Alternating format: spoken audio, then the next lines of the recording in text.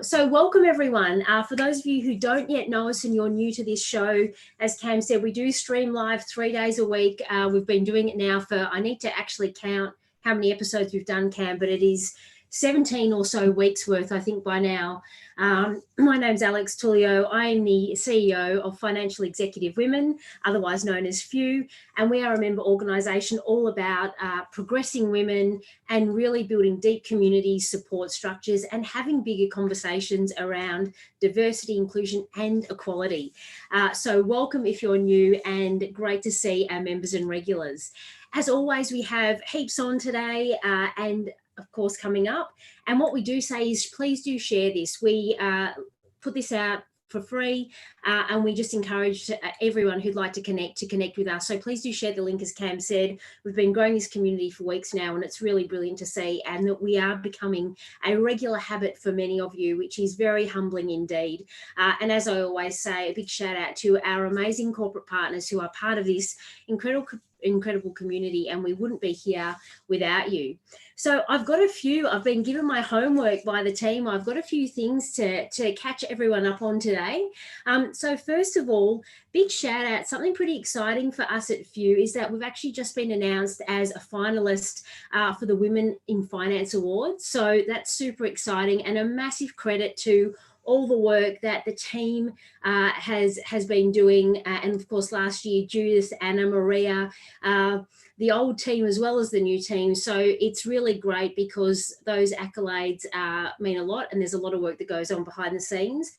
So you'll see more from us around our socials and all that sort of thing. But those awards are now, of course, virtual on the 10th of September. So fingers crossed for us, and we'll bring you more news about that. Thanks for the congrats, Sophia. So that's super exciting. So we're very proud of that. The other thing as well is that we've also, for our members, we've sent out this morning a survey to get your feedback on everything we're doing, what we can do better, what you value, what you'd like more of. And for those of you who've already responded, thank you so much. If you haven't yet, please do, because we really want to keep adapting and evolving to make sure this community is growing with you, and we're bringing some awesome stuff to you. A few of you have given feedback that apparently my bit at the start of the live streams is too long. Thanks, guys. But don't worry, noted, we're going to change it up and we will keep changing it up. So if you do have that in your inbox, if you can take 5 and fill that out for us, that would be super appreciated. And I think also there's another thing as well that we'd love you guys to do. So we're literally about to launch our brand new digital platform. We've been working on this for the last 6 months, and it's really, it's pretty revolutionary actually. So we're literally doing some testing at the moment. So if any of you would like to be part of just testing this from a member experience perspective, please just chuck something in the chat there, or ping any of the team, you know how to get us, and we'll make sure testing with Cam. How could you resist? So please do be part of that experience so you can be one of the first to test that with us. So Cam, what have we got coming up this week and next? Thank you. So, of course, we've got the fabulous Matt Hale today. So, Matt, I can see you there, and I'm going to introduce you and get into a chat with you very, very shortly. Tomorrow, we've also got the awesome Peter Warren, and I know he's very well known to you as well, Matt. Peter is a fantastic and really impressive guy. He's an entrepreneur. He's an independent director. He loves technology. He's a great businessman, leader, very inspirational. So he's on tomorrow. So I'm really looking forward to that chat with Pete. And then for those of you who tuned in yesterday, you would have seen that we launched our new diversity series. So myself and Tiffany Slater, now Tiff's been on before as a guest. She's the GM of the women's game for the NRL. And she and I are doing a bit of a spin-off series called, very imaginatively, the Diversity Series, where we're going to be interviewing and chatting to a whole range of amazing guests who aren't necessarily from financial services, but bring so much experience and great stories from a whole range of different industries and careers. And next Tuesday, I'm super excited that our first guest with myself and Tiffany is Tane Drinkwater. Now, Tane is the CEO of the Women's Games for the NRL, and her background before that was in mining. So she's got some really amazing stories to share as well. So please do tune into that, and we'll be sending out an email tomorrow where you can register for the diversity series as well. And of course, finally, we do have the fabulous Heather Dawson. We keep bringing you masterclasses. A lot of this is based on your feedback and demand. So as I said, please do let us know what you'd like more of. Heather, for those of you who have seen Heather before, you know she's an incredibly amazing facilitator and very experienced and passionate about emotional intelligence. So if you'd like to come to her masterclass, remember, for our members, this is part of your membership, so don't miss that. And for those of you who aren't yet members, we'd love to extend a gift to you and welcome you to one of our events so you can experience for yourselves what we get so excited about. And I know, Cam, you've put the links in the chat there, so thank you very much for that. So without further ado, it is my great pleasure to introduce Matt. Now, for those of you who don't know Matt, I'll just introduce with your bio, Matt, and then we're going to get into a chat and take this slide down. So Matt's been with Rising Tide for over 13 years. It was his first job out of uni. Starting in admin, he moved into an advisory role over 10 years ago and then became a director in 2013. As Matt says, his staff are his number one clients. When they're going well, their clients have a great experience. And as he says, I tend to be pretty blunt, but I don't confuse that with a lack of empathy. In his role at Rising Tide, his time is split between running the business, mentoring staff, and working directly with clients. As Matt says, the best part of my world is my little boy, Max. He isn't even one yet, but makes every day amazing. My partner, Annie, does the brunt of the work with Max when I'm at work, but I try to be pretty hands-on the rest of the time. And being from Melbourne, I love sport and coffee too. Welcome, Matt. And as a fellow Melburnian, you also love sport, coffee, lockdown, curfews, and all the good things that we're enjoying at the moment. I was actually just looking back to that photo, and it's sort of like a simpler time when you could go out and get a haircut whenever you wanted. Come on, you guys, I heard you and Cam comparing beards before when we were testing the audio and visual, so you love it. Well, it's funny. That's how long we've been in lockdown in Melbourne for, because I shaved my beard and my head at the start, and we're back here. So it shows how little progress we've had in the last sort of 3 or 4 months. Absolutely. Hey, mate, we were chatting before. It's always good to get the behind the scenes. You know, it's one thing, and I love your bio because it's very casual and very personal, not quite formal like a lot of others I read out. But tell us a bit, give us a bit of the Matt Hale story. So obviously you've been at Rising Tide for 13 years, but we want to hear a bit more about what led you there. Why is this your passion? Tell us about Max. Yeah, so look, I'd say I've lived a very fortunate life to this stage. I grew up in Melbourne, a pretty sort of standard far southeastern suburbs family. As I mentioned, sport, family, travel, they've been up until this year, been constants of my life. How I ended up at Rising Tide was pure, I think, luck. I happened to read a job ad that sort of said, do you, is family important? Is flexibility and autonomy important? Do you love sport? And I sort of ticked a few boxes. And then at the bottom, it said, do you want to be a financial planner? And I had studied financial planning at uni, but I didn't actually really know what it was at the time. We're talking, I suppose, financial planning was in its infancy 13 years ago. So it was more about getting the right feel for where I wanted to be rather than what trade I suppose I wanted to come out at the end of it with. So fast forward 13 years and I'm here, but in the background, I am born and bred Melbourne, lived here my whole life. As you asked, I was very fortunate to have with Annie, my partner, our little boy.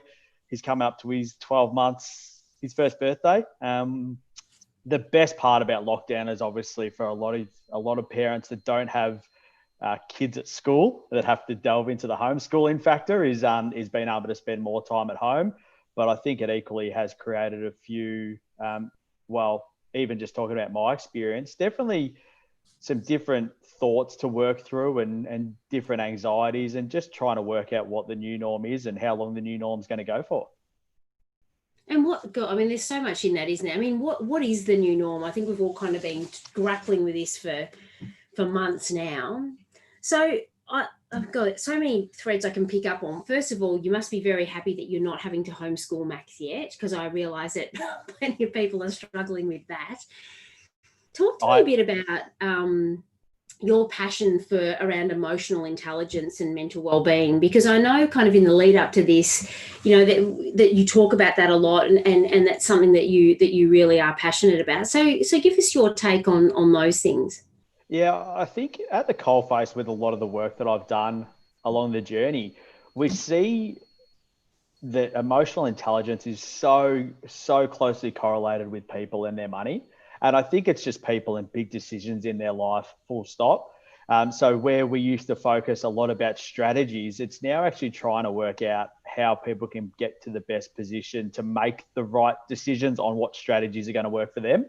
And that's certainly been a bit of a journey for me. I think I suppose you look at every bit of adversity as a learning opportunity. And certainly at a younger age, I grew up having to face just a lot of things that people my age didn't. My mum was sick for a whole lot of my childhood and unfortunately passed away when I was sort of in my mid-20s. And I was just talking to someone yesterday and sort of said that standing up in front of someone doing your mum's eulogy at 25 tends to make a lot of public speaking after that pretty easy, because when you're looking down and seeing people that you love and care about compared to people that you don't necessarily really care what they think of you, it's a pretty big step in learning about that, I think, emotional intelligence and how you can learn from things. That's probably been a couple of the really, I suppose, things that I've learned earlier in life than what a lot of other people tend to, and I see that as a great benefit. And thanks for sharing that. I mean, they're big things, aren't they, to share? I want to pick up on something, just as you said that, and just as you've described that, doing your mum's eulogy, and, it's so emotional and such a massive thing. And then, public speaking after that doesn't seem like such a big deal. I want to pick up on something that you and I were chatting about before, where you said something about, I'm pretty comfortable being myself, and sometimes, showing up as your authentic self and not worrying what other people say can be challenging. Talk to us a bit more about that, because probably unsurprisingly, we seem to talk a lot on this show with all sorts of speakers about things like imposter syndrome and confidence and just having a go and not knowing what's going to happen and not being scared to fail, all these themes that we seem to keep talking about. So I'd love your take on what it means for you showing up authentically and jumping into things. Yeah, I think a couple of those words you use, like imposter syndrome, and I think what I've learned is one of the first steps to being authentic is actually working out who that authentic self is. And it's a pretty constant theme for me.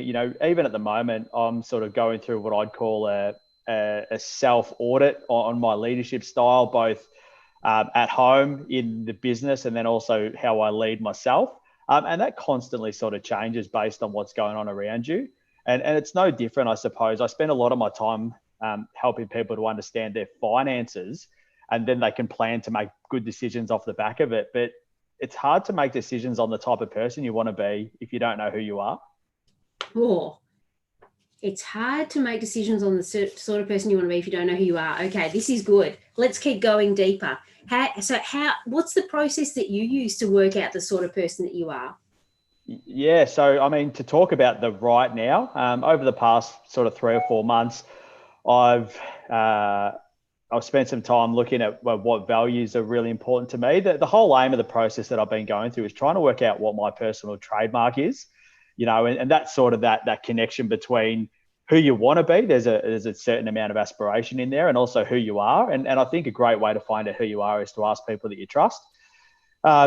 Or you might not necessarily trust them, but they know who you are. And so I've spent some time over the past few months asking those around me, that particularly that I've worked with closely or worked with more sporadically, and just ask them how they would describe me when I'm at my best, and how they would describe me when I'm at my worst. And that sort of gave me a bit of a ballpark. And sort of prior to that, I'd spent some time reflecting on my relationship with those people and tried to, I suppose, guess what they would say. And it was quite interesting, the correlation and the consistent themes, particularly on, say, what I do when I'm going really well and when I'm not going so well. And then I suppose the step back from that is to work out what you need to do to be going well. I love that. I'm a big believer in, your zone of genius as well, which is a kind of a variation on the theme of what you're saying. And as well, I've done similar, where you literally, as you say, you go to people that you trust their opinion, and I guess their objectivity, and you respect their opinion about, what are you doing when you're in the zone? Because the variation on that theme is when we're doing stuff that just comes naturally to us, that we shine. It feels so natural to us. We don't even really realize that, this is what we're shining at. So I love that you're also taking that next step to really kind of, as you said, doing this self audit on, and your trademark as well. All of you, as always, take this opportunity to put any chats in as well, and any comments, any questions. But I'd love to know if anyone resonates with their own personal trademark, and how you develop your own personal trademark. I think this is a really cool theme. Matt, let's keep going on this, because I think, and I know we were talking earlier about, we'll go on any tangent, as we always do on this show, which is cool.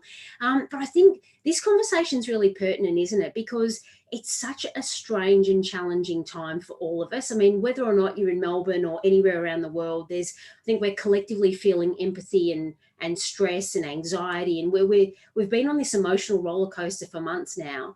And I think a lot of people, and I'm not sure, it sounds like you're the same, but a lot of our guests in our community are saying, this has been a real time for self-reflection. Like you mentioned before, whatever the new norm is, or whatever that looks like, I find that a lot of people are saying to me, I don't know what's next, and I don't know if I want to go back to what I was or had before. And so there seems to be a lot of self-reflection, whether it's around leadership style or values or purpose or legacy that we leave. Are you finding the same, that there's this sort of focus on those sorts of things? Yeah, I think probably one of the things that I adhere to or subscribe to is that people work really well when they've got certainty. And the biggest uncertainty, well, that's probably a question for everyone that's sort of tuned in. Is the uncertainty around where you're spending your energy compared to where you were 6 months ago? Is that causing a certain level of displacement, which just makes it hard to be who you were 6 months ago? I think that's definitely been something for me. Working from home, trying to work out, does Matt walk out of the back door at 8 a.m. and become work Matt, or when he comes home, or if Max can see me eating his lunch and I'm working, does that make me half dad, or does that make me a terrible dad, or does that make me a great dad? All these questions that probably it was a lot simpler when I could just leave home, get to the office at 8:30 and come home at 5. Yeah, the boundaries have really changed, haven't they? And you're right, there are some bigger questions here. How are you finding, I mean, you said before that that you're doing a bit of, self-audit on your leadership style.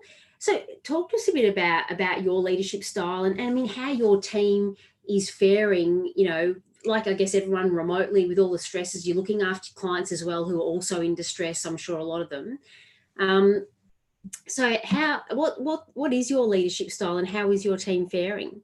Oh, look, I think I would love to know what my leadership style is. I think you'd get a different answer from a few people. I think what I try to do is to sit back, as the more, I suppose, development I get, the more I see that I actually need to do less leading.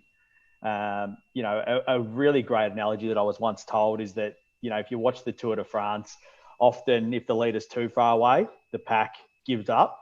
And so trying to be as close to that peloton as possible, I think you get the best outcomes from the whole team.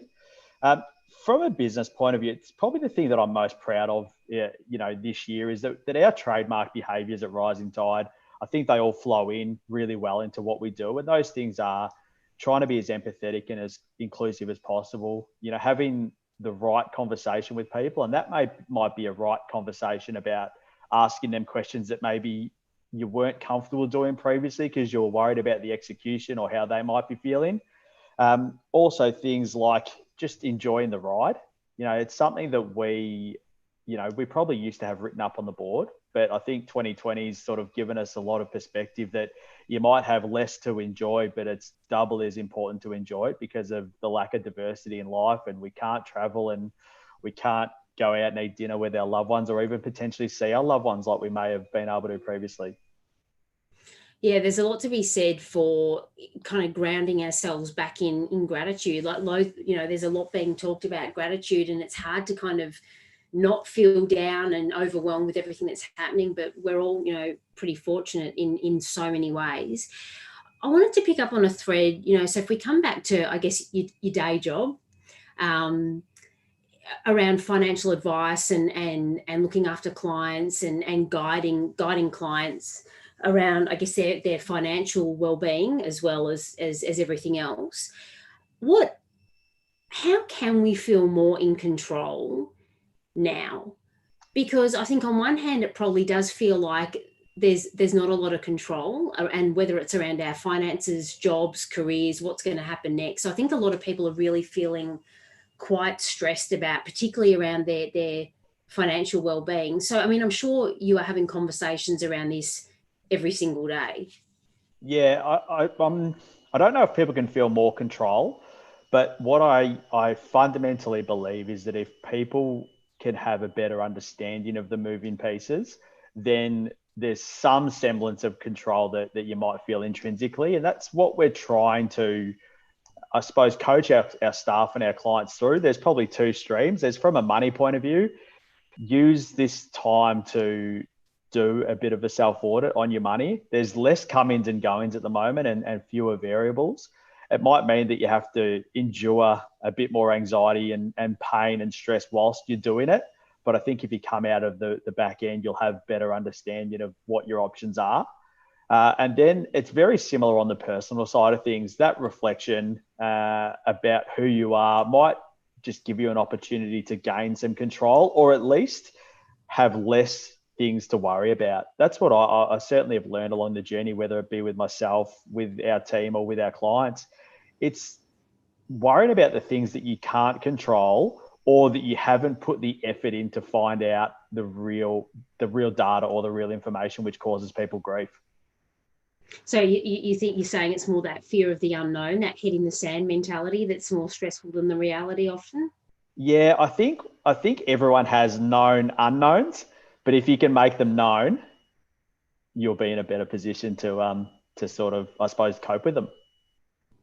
So what is something, I mean, so I think this is good advice. So and obviously not giving financial advice, but what is something, like, what are the practical steps that I think anyone listening who's thinking, okay, well, I probably should do that. Where do you even start? Is it looking at priorities? Is it looking at, okay, well, now's a good time to take stock of where we're not spending money now because we can't? Like, what are some just really practical things that we can do? I think it really depends on how your brain works. To give two options, there's sort of what I suppose is the real reactive, and that's, at a really granular level, you could go back and have a look at what you've spent. And most of the banks now, if you're spending the majority of your stuff not in cash, you can find out what you're spending and where. And it might hurt, and it might require a bottle of red or a block of chocolate or whatever else floats your boat. But do it, spend some time in it and be really present and find out where your money's going. And then I think, think about the stuff that's a little bit more sexy as well. Put your goals down. I can certainly send through a pretty basic template that we use to help people. We don't want to ground people into what they're doing wrong.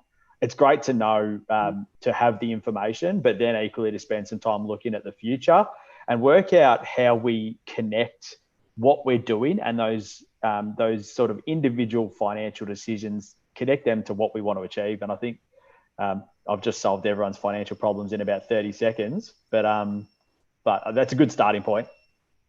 Oh, it is a good starting point. And look, you're talking my language, a bottle of red and a block of chocolate. I mean, really, what more is there to be said beyond that?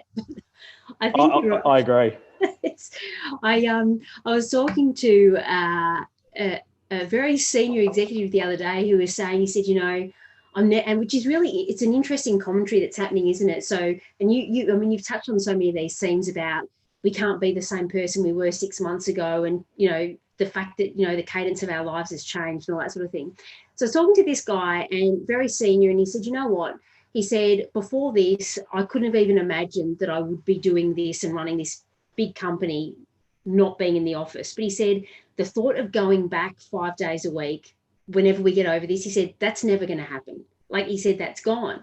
But the thing that made me laugh, he said, and I sit here and I look at all the suits that I've got in my wardrobe, and I think, when am I going to wear all these suits again? Or I'll definitely save money on suits. But he said, I feel like that's balancing out with my red wine bill in the interim. So I think it's a common theme that we're all finding. I think we're definitely going to find ourselves spending money in different places, and definitely I've purchased more pairs of Bonds tracksuit pants in the last 6 months than I reckon the rest of my life combined. But I'm pretty comfortable with that. Pardon the pun. Yeah, it's funny, isn't it? Things are definitely changing. And one of the things I'm really curious to talk to you about, because the community here as well, I mean, it's really, there's so much diversity here, which is fantastic. You know, we've got executives, we've got up and coming leaders, we've got business owners, we've got lots of our financial advisors who are self-employed. So, you know, people who have just taken a redundancy or might be looking for, like, there's a whole gamut. But a lot of our the defining part in our community is that a lot of us are leaders of other people, and I think it's really, I mean, leadership in itself is such a massive topic, isn't it? Because even now you've already talked about, you know, different ways that you look at leadership, and I love how you were saying before that, you know, it's that balance of not getting too far ahead, because then you leave others behind, and you've got to stay connected, and it's this constant adjustment. I think I love that you talk about the fact that your staff are your number one clients. So talk to us a bit about, like, what I mean, that's one thing to say, but how do you make that reality? And I'm also curious about the culture at Rising Tide, because obviously for you to have been there, you know, evolving and growing, but for 13 years, I mean, that says a lot about the culture as well. So talk to us a bit about how you do treat your staff as your number one client and what that means. I think that is a part of our culture, and credit to the people that have been before and that are here now. I think culture is why that is so important. Is people can either be passive with the culture and be passengers, or they can be really active in it. And I think it's either a brilliant thing that I'm still here 13 years later and feel a sense of contentment around that, or it's terrible, you know, because I've either been very passive in it or I've been very active. It's sort of hard to know. But the flow on for us being that our staff are so important to us, and this is myself and all the leadership team at Rising Tide, is that it's that multiplying effect. You know, I talk to 10 people a day, but they each talk to 10 people a day. That's 250 people every day that come across our business. And if we're trying to be as congruent as we possibly can about how important it is for us to help people achieve the freedom to say yes, I've got to be helping my staff achieve whatever is their yes. I think a couple of the steps that we've worked out is that there's a time and a place to talk about technical, and there's a time and a place to talk about what's really important. That's, I suppose, what's in their minds and hearts, as opposed to just jumbling it all into one. And often, I suppose, in a lot of businesses, the technical stuff gets thrown in first. I had a really great mentor that was my former business partner, and a few of the people that are on the call I can see at the moment know Chris well, and I think something that he did really well was just being able to read the temperature of what was happening, and keep and this is the emotional intelligence part, keeping an eye on if someone is doing something that might not be consistent with their normal actions, and it might be time to to go and catch up with them. And I think something that I've learned along the way is that when everyone else is giving people a hug, that might be time when you can give them a clip, and really give them some good feedback. But equally, when everyone else is giving someone a clip, it's probably a really good time to give them a hug. Yeah, I mean, a lot of this is it's picking up on the nuances, isn't it? Because the fact is, it's human beings, and I love what you said there about the fact that when you see someone doing something that's out of character, I always find that's a signal, like it's the indication of something else isn't right, rather than jumping right to maybe they've done something wrong or they've missed something, or, you know, something's not been done right. But there's a reason for that if that's out of character. And also I think you're right. Reading the temperature is a really great way to put it. And I know Tony's already put, I've experienced the Rising Tide culture firsthand. You feel like part of the family from the moment you walk in the door. So that's a pretty big accolade. How are you finding this? Obviously remotely, and that's one of the things that I think a lot of people have been struggling with, even though we've been doing this now for months.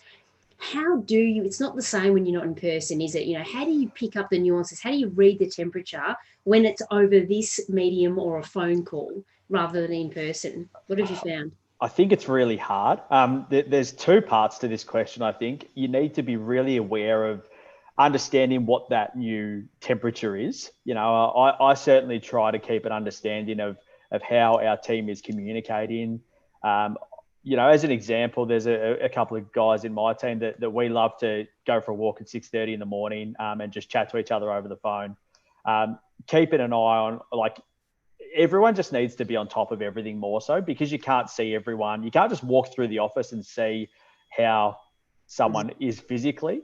But I also think that this whole period has pushed the onus back on the individual a little bit more. And whether that's right or wrong, I think that's just the way it is. And I did chat to Cam when we were doing the promo last week about he's asked a question here, why nothing good happens after 5 p.m.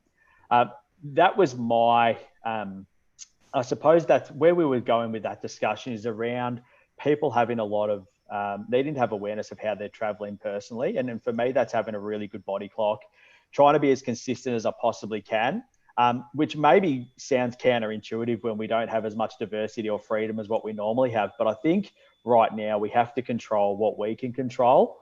And it's certainly harder. Netflix is one step closer. The fridge is one step closer than what it normally is. You don't get that third space between work and home.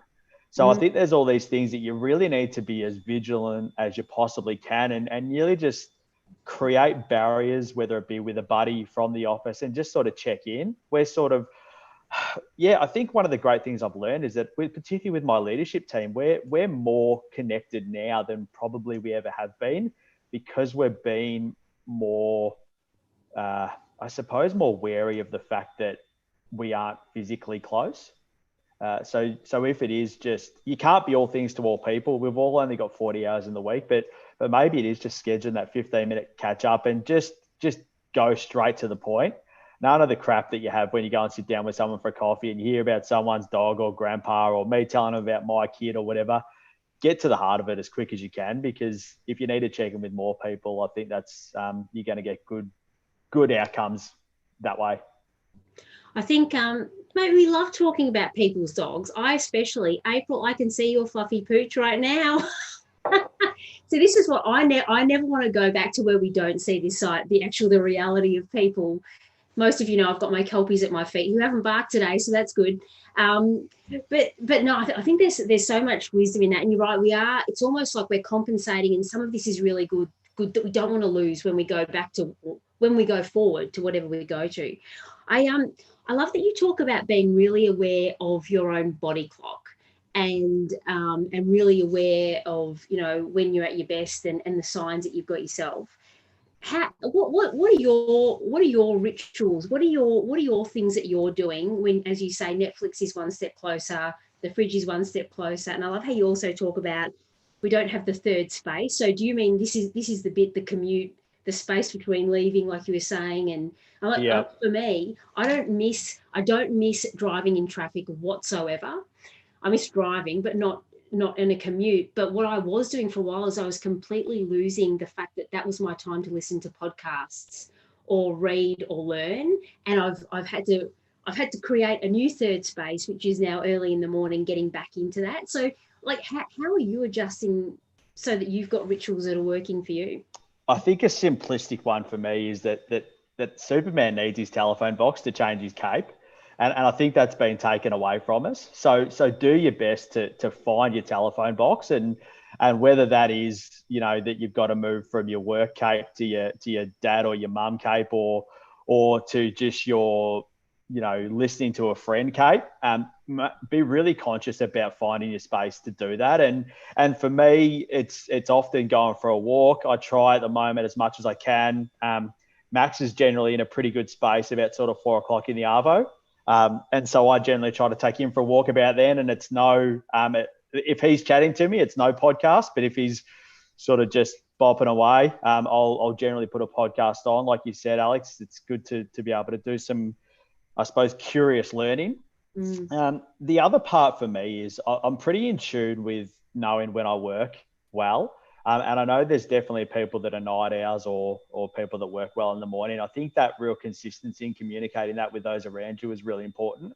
I am a bit of a slave to my Fitbit. I know my sleep inside and out. I'm pretty, so say over the last 12 months, there's been plenty of nights where I just said to Annie that I'm going to sleep in the spare room, because the big fella would have a real likelihood of waking up at 3 o'clock and screaming for half an hour.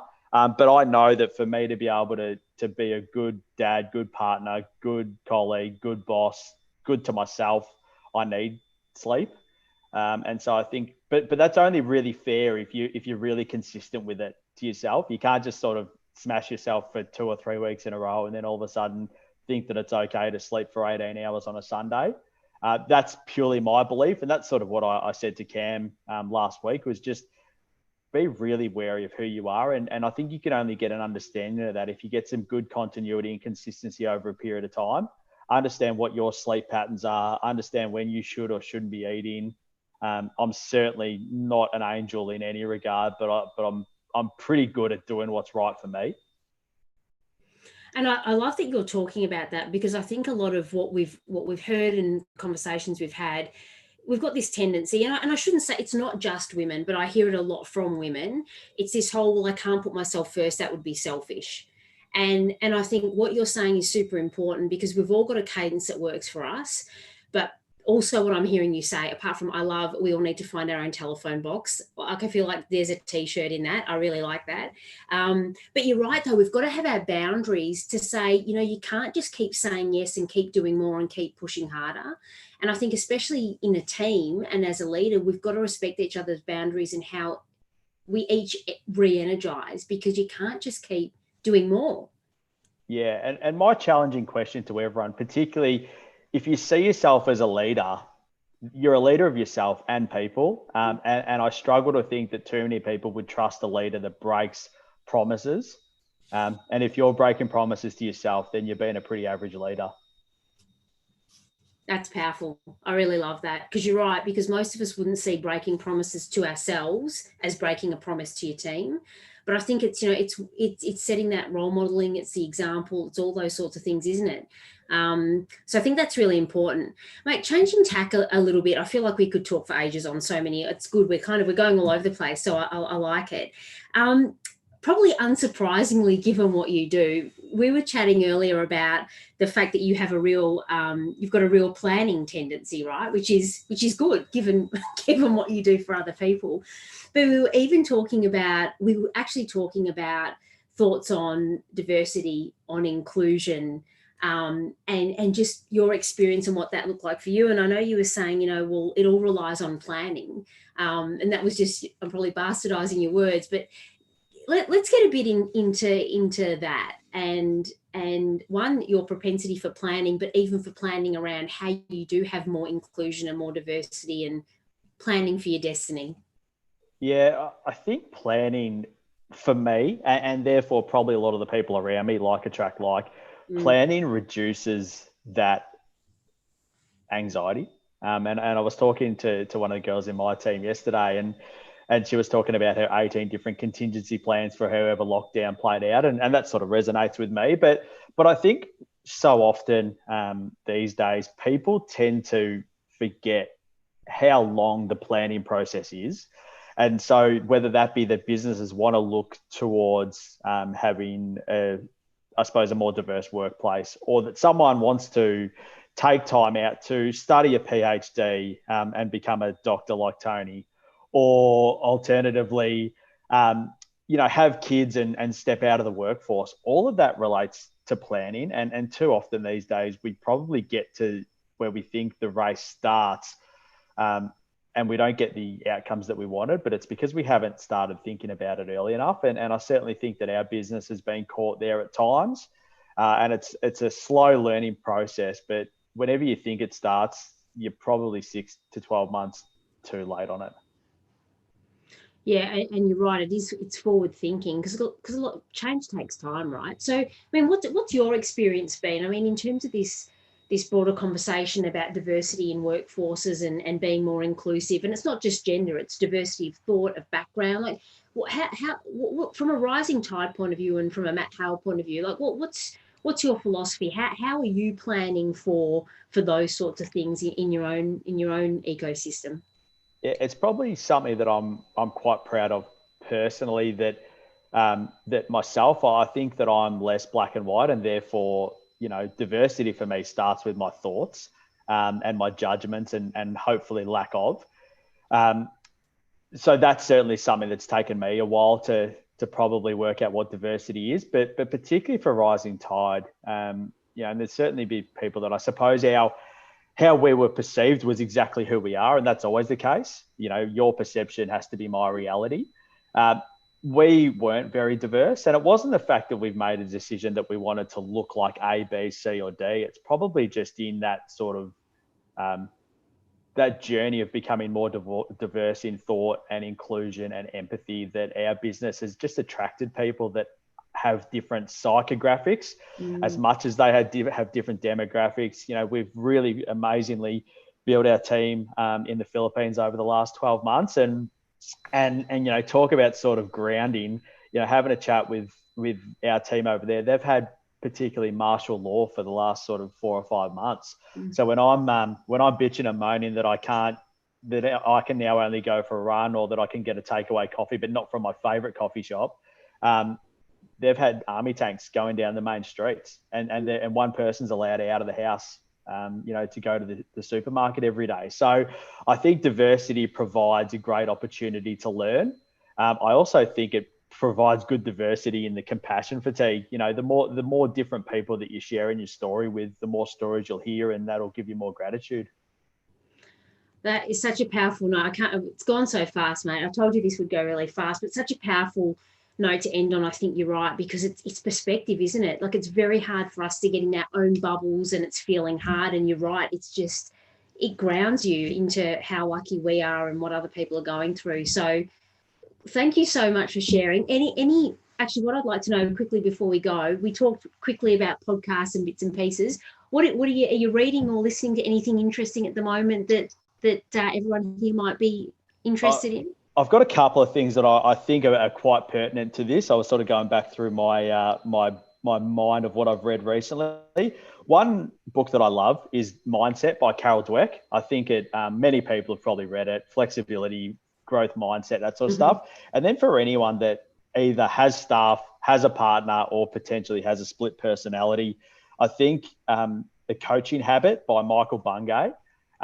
It's helped me incredibly about patience and understanding the real why. It sort of flows a little bit on from Simon Sinek's, starts with why, but it's actually how to get to the why, which I find even more important than what the why is. That's good. I actually haven't read The Coaching Habit, so that's another one for my list. So thanks for that.